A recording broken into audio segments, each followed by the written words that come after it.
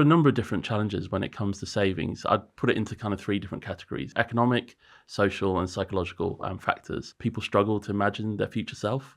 And they're very much in the present. And that makes it difficult to think about, okay, I need to save for X, Y, Z reason. So that motivation is really important. When people have a goal, that makes it a lot easier to save, whether it's a new car or being to save for a new home. When you've got a goal, that gives you that extra motivation to think about the future. But a lot of people are based in the present as well, and I think that's a real challenge. Another thing is confidence. How do I go about saving? How do I do it? Saving, you think, okay, it's got to be manual. I've got to then remember to put that money aside into an account. Now, you are always in control. So if you're thinking, actually, I'm not able to save that much, it is putting too much aside, then you can control that and you can change that. And then economically, it is really, really difficult at the moment. We've seen inflation, particularly in the UK, being high, and it has remained high. When you think the Bank of England target is 2%, and inflation is currently 3.8%, so it's double that.